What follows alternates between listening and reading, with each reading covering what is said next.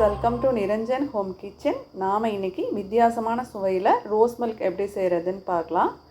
இது கூட நம்ம பாதாம் பிசின் சேர்த்து செய்ய போகிறோம். இந்த ரோஸ் மில்க்கு அதுக்கு பாதாம் பிசின் இந்த மாதிரி கட்டி கட்டியாக இருக்கும். இதெல்லாம் நல்லா பவுடராக முதல்ல நுணுக்கி எடுத்துக்கலாம்.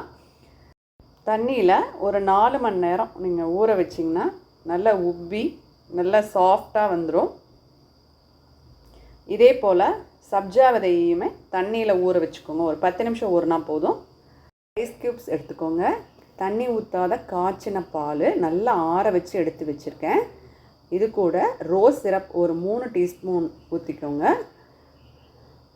ஜீனி ஒரு 6லேருந்து 7 டீஸ்பூன் அளவுக்கு சேர்த்துட்டு நல்லா மிக்ஸ் பண்ணி விட்டுக்கோங்க. கலர் பத்தலைன்னா கொஞ்சம் கூட ரோஸ் சிரப் சேர்த்துக்கலாம். இப்போ ஒரு கிளாஸில் ஐஸ் க்யூப் ஃபஸ்ட்டு போட்டுட்டு அது கூட ஊற வச்சுருக்கிற பாதாம் பிசினை சேர்த்துக்கலாம். உங்களுக்கு எவ்வளோ தேவையோ அந்தளவுக்கு நீங்கள் போட்டுக்கோங்க. 1 டீஸ்பூன் அளவுக்கு சப்ஜா சீட்ஸ் அதையும் சேர்த்துக்கிறேன்.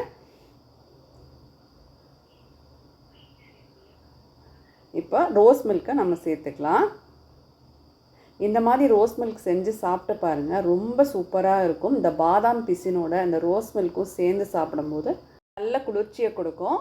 இது கூட சப்ஜா விதை, பாதாம் பிசின் இது எல்லாமே குளிர்ச்சியான பொருள். இந்த வெயில் காலத்துக்கு ஏற்றாப்புல இந்த ரோஸ் மில்கோடு சேர்த்து நம்ம குடிக்கும் பொழுது நல்ல எனர்ஜெட்டிக்காக இருக்கும்.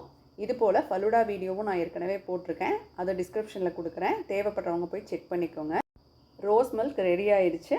கண்டிப்பாக செஞ்சு பாருங்கள். தேங்க்யூ ஃபார் வாட்சிங்.